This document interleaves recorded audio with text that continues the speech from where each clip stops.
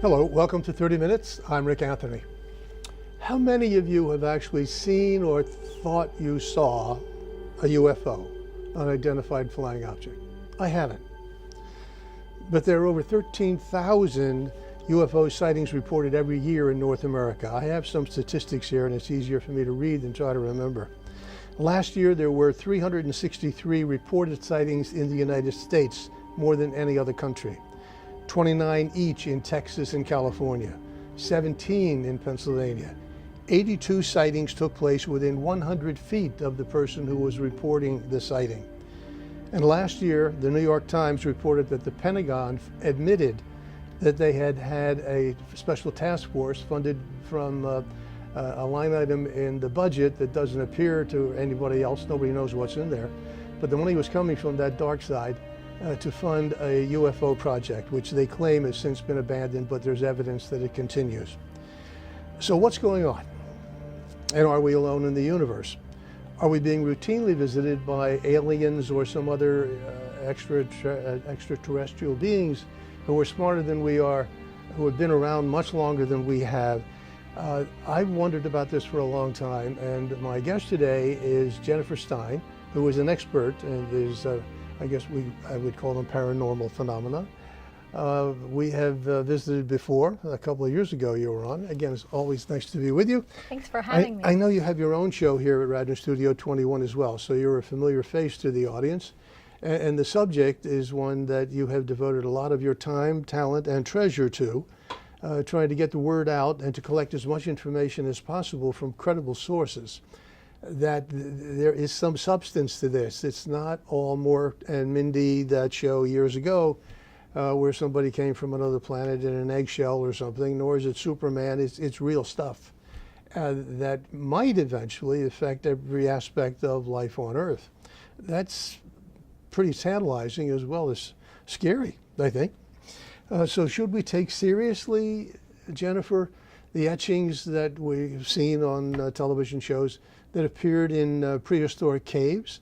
Should we take seriously images that are in the Old Testament of the Bible, in the Torah, in the Quran, showing people flying on rugs and other devices, and images that depict what look like astronauts, again, from thousands of years ago?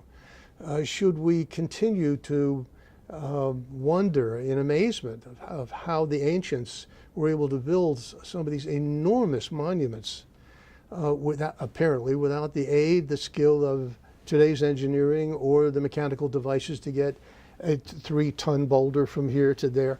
All of that stuff is really tantalizing and fascinating, and the stuff that I watch and others watch on television. But when it's all over, I'm still skeptical. I'm still not convinced that there's enough there to make me worry any more than I already do about the things that I see every day. At any rate, Jennifer, there's a symposium coming up later this month, July 27th, I think, in Cherry Hill.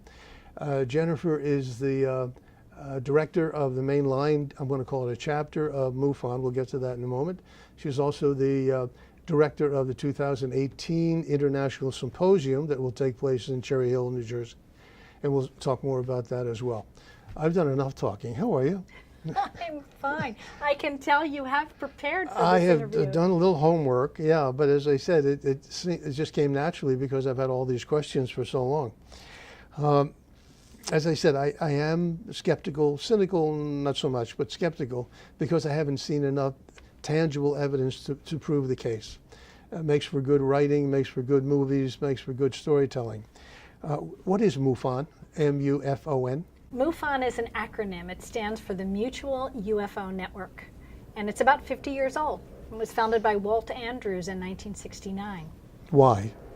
Well, a lot of former military people with high-level security clearances came together because of experiences they had inside the military, knowing that they couldn't talk publicly about their own experiences, but wanting to form an organization where they could research more in depth.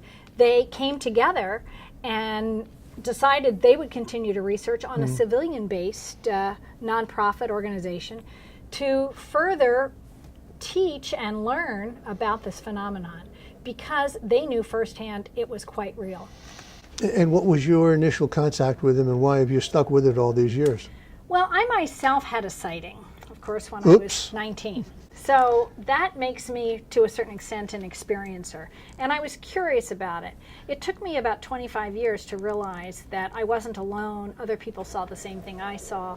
And when I realized that it was probably a real phenomenon, I decided to give myself permission to start going to some of these conferences and talking to some of the people.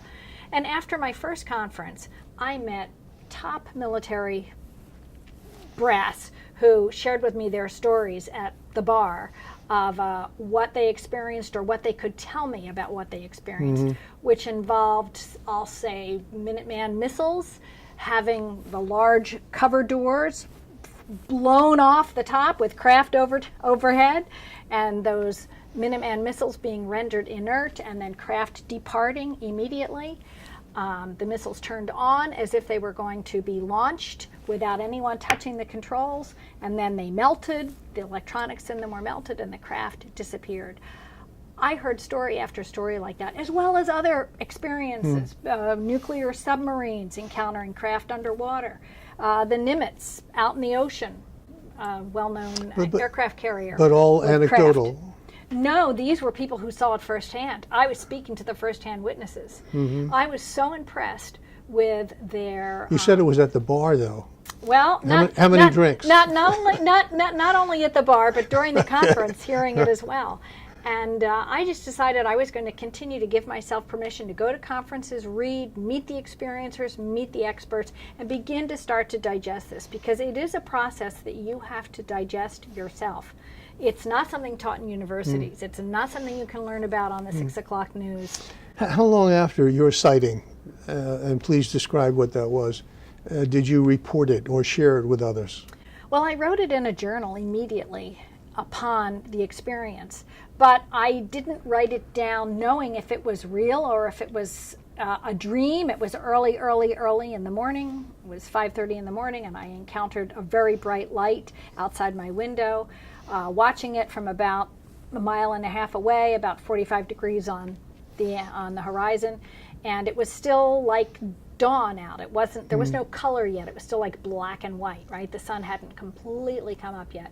And I was curious what this was, and I was watching it, and it didn't seem to be maneuvering, but it was a rectangle of white light, which didn't look right. I mean, if you were holding your hand up, you know, you could put maybe 2 quarters together end to end, and that's how large it was. And it was strange. What's a rectangle of white light doing in the sky, not moving?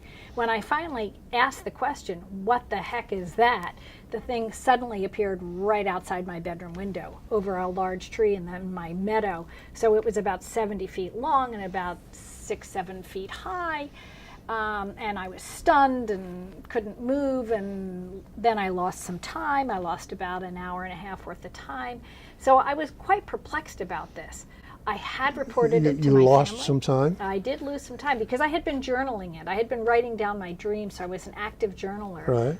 25 years later, I realized that this part of what I journaled was not part of a dream. It wasn't that I woke up and had a carryover of a dream. It wasn't that I'd woken up and was still partially not conscious, as many people tried to tell me. There was someone else in my house at the time whom we never spoke about this experience, asked me 25 years later, what happened when we had that UFO experience? And he was on a different floor of the house than I was. I didn't have any concept that he saw the same thing I did, but somehow he consciously knew I was watching it as well, which I thought was very odd. And I didn't even let him explain his story. I said, you write your story down, I'll write mine, then we'll trade. I said, don't even talk to me, don't mess with my memory. And when we read one another's stories, we realized we had the same identical experience, and it had been 25 years. Do most people who have sightings have only a single experience, or are there people who have had multiple experiences? There's both. Both statistics are out there. Some people just have 1 or 2 sightings. Other people seem to have multiple ones. I've had more than one now, but never one like that. That was a very unique one. I've never seen another white rectangle of light. It gets you to wondering, though, why they, whoever they are, seem to favor some people over others with multiple sightings. And then we get to the whole issue of abductions or alleged abductions. Yes. which is a big, complicated ball of very wax. big, complicated. All right. So MUFON is The Mutual increasingly UFO a Network. worldwide organization or Yes. network Yes. created with a single purpose of collecting and disseminating information Yes. in the hope of clearing up some of the mystery around UFOs. Well, I'll say our mission statement is to scientifically research UFO events for the Yes. benefit of humanity. So we collect and archive sightings. Many times we'll get 5 or 6 sightings from a similar area, and then we can, from those sightings, track the trajectory of the craft. And we know by the descriptions that it's probably the same craft. And often, a number of people will see something in a particular area. Is part of the problem isn't the right word, is part of the problem. The language, UFO conjures up a Yes. whole thought process about what is, it seems weird, it seems out, but UFO legitimately There's can also be UAP. a people UAP. use. What's that? Unidentified aerial phenomenon. All right, is that the same as a Yes, UFO? basically Okay. they use that in Britain, and here we use But UFO. isn't it true, from what I've read and heard, isn't it true that most UFOs can be explained away? Yes, and that's as one natural of the things, phenomena? Absolutely, that's one of the things MUFON's strategic plan is. When you become a field investigator, your job is to be able to identify what it was for the person who's reporting it, and many times we can. Many of the field investigators study all different types of aircraft. They study what weather inversions are, where particular, constellations are, where the satellites are, what type of applications can be used to track satellites. So our job is to make it an IFO, an identifiable flying object. But when we can't, when we need to put in the file that it is a unidentified object. So when you are a field investigator and you go in and look at the numerous reports that are made, you can see which ones have been identified and which ones have not. What was the project the U.S. government had underway? It was called Blue Book. Blue Book. Yes. J. Allen Hynek worked Why on was that project. why was that abandoned? Well, At least, what's the speculation as to the why? speculation is if the government is actually collecting data, then at some point the government should report back the results of the collection of that data. And I think they didn't want to because the statistics were lending towards 33% of the reports were unexplained. So they decided to falsify the records and say only 3% were unexplained, which is interesting. And then they just closed the project, because they didn't want to be the collector of data, having the American public think that the government was going to then either protect them from this phenomenon or explain to them what this phenomenon was. So if they clearly didn't pay attention to it or weren't bothered by it, then they didn't have to deal with it. But when they closed the public sector, called Blue Book, they certainly continued to research the topic. military. For sure they did. Do other countries handle this differently than we do here, or have here? Yes and no. I think there's been a similar protocol to sort of ignore or keep quiet research within until enough data is known. But many other countries have been more forthcoming with their data, like Mexico. There was a large announcement in May, I think May 5th, 2004, of a major flotilla that was I over Mexico City. remember reading about And that. Yes. it was the F-16's fighter pilot footage they released, and the dialogue that took place in the cockpit. It was quite compelling. Now, we've recently done that too. The Pentagon released in footage with Luis Elizondo coming forward on December 16th. Travis Walton, Yes. whom you know, with whom you've spent a good bit of time, his more than one book, and the film. Yes. Fire in the Sky. Was the original Paramount picture film. Yes. And then I was involved in making a documentary about Travis called Travis, The True Story of Travis Walton, which is a documentary, not a fictional film or a Hollywood feature Is that film. the more recent? Yes, The one you were involved in? documentary, it was made for the 40th anniversary. You were a co-producer, I think? I was the executive producer and a co-producer. I handled And a many funder. jobs. And a funder, and a camera person, and an editor. Yes. When did that film come out? That came out in January of 2015, and there's been several revisions of it since to improve upon it. And it's that film that will be shown on Radio Studio 21? Yes, I believe so. I've given the studio permission to share it. So I think I know it's scheduled, yes. Yes, yeah, I'm looking forward to We'll that. have to be sure to promote that. I'll be happy to come back and we can do an in-depth show just on that. Go back to Travis for a moment. Again, I've watched him before. I watched again the material you sent me in advance of this program. He's been around a long time, telling essentially the same story without change all that time. Is he taken seriously by others outside of MUFON? Is he getting any traction? Is he able to persuade people who have been doubters in the past? As the country, millennials come in, younger people and so on, are they more inclined to believe his story than old folks like me? Well, you've asked a number of questions. I have, yes. I'll try to address, is he taken seriously? I'll try to remember them. Yeah, is he taken seriously? Absolutely. By whom? Most people who have the opportunity to hear Travis speak, to read his book, they meet him, or they see the film and then they seek him out or email him, they're usually very impressed with Travis.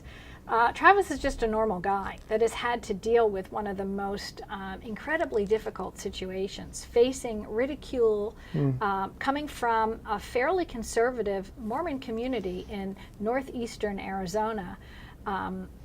He's had to develop the ability to be authentic and be honest and forthright as best as he can, and I'm very impressed. As far as you know, has he ever been threatened by the government, for example? Not that I know to stop of. talking about this? Not that I know of, but he was threatened by people in his own town. He was even somewhat threatened, and so were some of the members of the crew, by some military people in the early days when the story broke.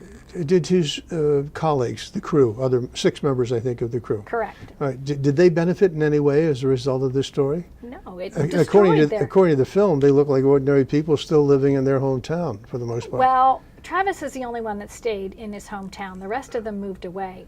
This destroyed most of their lives and their relationships. They lost their jobs as a result of this event. Overall, the net result is no, they didn't benefit in any way from it, and in many ways, permanent suffered. doors were closed to them. Yeah. Do you think, I assume his story has not moved one way or the other since the original telling. It's consistent in every detail. Yes.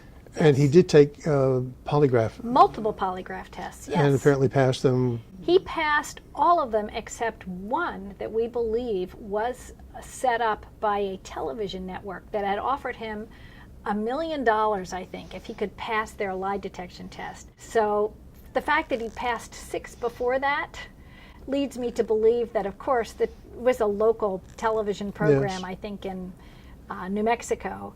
And that was maybe 25 years ago or something. And there was no way to authenticate the lie detection process that they did on camera.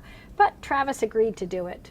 And of course, they made him appear as if he'd not passed the test. How did the 1993 film, Paramount film, misrepresent his story?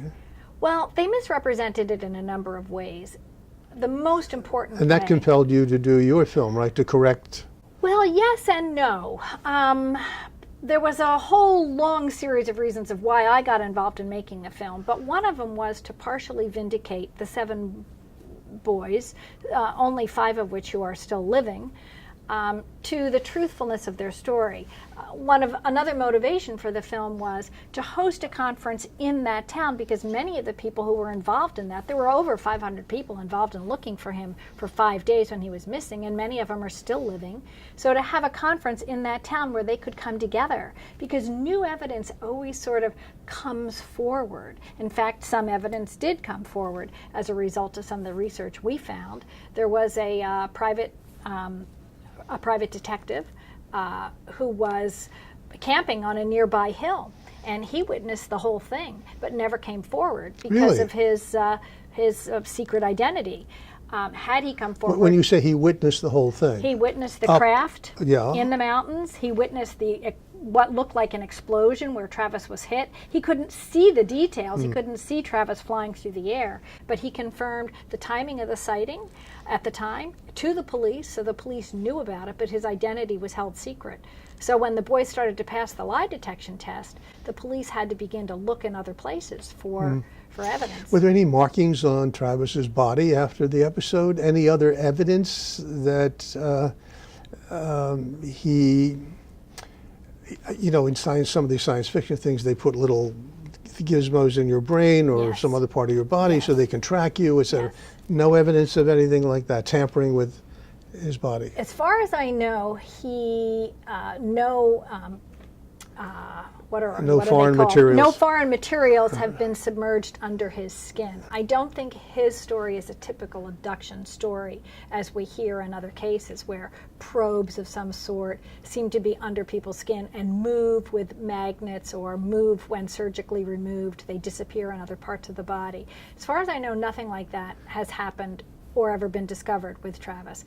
But he did undergo medical tests immediately after he was returned. He did suffer from dehydration. He had lost about 10 pounds worth of weight. He was starving. He was somewhat, I would say he had post-traumatic stress from the experience, but he had full and complete recall of the parts that he did remember while he was on board that craft. He did not have to go undergo hypnosis to be able to recover those memories. He had them the moment he woke up on the street outside of Heber where he was returned. But he reported, if I remember reading this correctly, what I think were referred to as two species, Yes. a tall and a shorter. Yes. When he woke up on board the craft, he had what looked like small 4-foot, large-headed gray aliens, 3 of them, Which fits looking this- over him. And he actually, we don't know how long that wake-up period took because he was in a great deal of pain in his chest where he had been hit by this large beam of light. And he seemed to be going in and out of consciousness. So he may have, the waking up process could have been a 20-minute period, or it could have been 2 hours or 2 days. We're not quite sure. But when he finally came to full consciousness and was able to focus his eyes, which he was having difficulty, he saw these gray beings. Since there have been so many people who have alleged abductions, and as you indicated earlier, they have probes, there have been stuff done to them. Yes. Why have their encounters not been as celebrated as his? Well, many people are returned within an hour to 3 hours or 4 hours or a day. Travis was missing for 5 days, and there was a huge crew of people looking for him because he was being suspected that the boys had Yes. murdered him. So this broke in the news as a homicide story, a missing person story, and a UFO story. And you can imagine the media went wild with people on the phone from all over the world calling the police, in the area, and the sheriff. Okay. In the time remaining, let's talk about what's coming up. Okay. First of all, your film, the title of which is? Travis, the True Story of Travis Walton. All right. And it's a documentary film. It's 90 minutes, and it will be screened at the conference for free for the general public that want to come in to a free film festival we have going on. Where in It's Cherry at- Hill? It's at the Crown Plaza in Cherry Hill, New Jersey, which is on Marlton Pike. And Is it open to the public? yes, it is, but we, to actually get into the full lectures, which happen Friday night, all day Saturday and Sunday, there is a fee to come in. But we do have some free lectures that will be held Friday morning with 2 speakers. Travis Walton is one, and Lynn Katai is another. Dr. Lynn Katai, originally from the Philadelphia area, wrote a book about the Phoenix Lights, America's largest mass sighting. She also did a documentary film, which we will also be screening as part of our free film festival. How much is the ticket for those who might be interested in getting into the closed sessions? The closed sessions have different prices if you want to buy them individually. I think it's $199 for Friday night. Then I think it's about $120 to $150 all day Saturday and Sunday. But we do offer a student discount of $99 with a student ID and a second form of ID. How many folks are you anticipating? We'll probably have around 500, but we could very well have 600 to 800 depending on who decides to show up. And is this an annual? We do it annually, but the conference moves every year to a different city. So next year, for our 50th anniversary, it will be in Los Angeles. So we're very lucky to have it in the Northeast Corridor. Yes. Will there be segments, presentations, for example, or panel discussions and so on, that will be taped and might be develop this programs for Radnor Studio 21? Not for Radnor Studio 21, as far as I know, but definitely for No, but MUFON TV. Could be. Possibly. We'll have to talk to the general manager. Yes, possibly. Certainly, the programs on Friday could be filmed, and probably, absolutely, could be available. Let's talk about your film for a moment. I understand it was made partly to correct the misrepresentation of the Paramount film. But what else are you hoping to achieve? Because I watched what you sent me. It's interesting, the interviews with the 6 fellow crew members and so on. But there was no new revelation. There was no wow that came out of it. I'm not being critical of the film. But I was looking for a wow, and there was no wow. Well, I think what the goal of the film is for future generations who often don't read and they seem to just get their information often in a soundbite. It's an archival record that people can go back and look and say, all right, these people were involved. This is a testimony from the people who were there at the time. The polygraph expert was in the film. 2 of the police officers were in the film. And we do have some tree evidence, which is actually quite stunning. In the newer versions of the film, we show that there was rapid tree growth only on the side of the trees in that clearing where the craft had been, and not on the opposite side of the tree. And the only way that possibly could happen is maybe from exposure to radiation. And looking at other white papers, say in Chernobyl, where there was a major, radioactive nuclear accident, similar trees, the Scott pine trees, grew at a similar 33% growth increase in the first 15 years after the event, as is the case in these Arizona trees. So there is some anecdotal evidence. It's after the fact, but it's still fairly profound. And we also tried to address the debunking issue. People do not really understand why the topic has been debunked, and we don't have time to get into that here, but we addressed it in the film, the issues that all these crew members faced. Okay. 3 years from now, do you think you will have made, MUFON, will have made enough headway so that this will be taken seriously?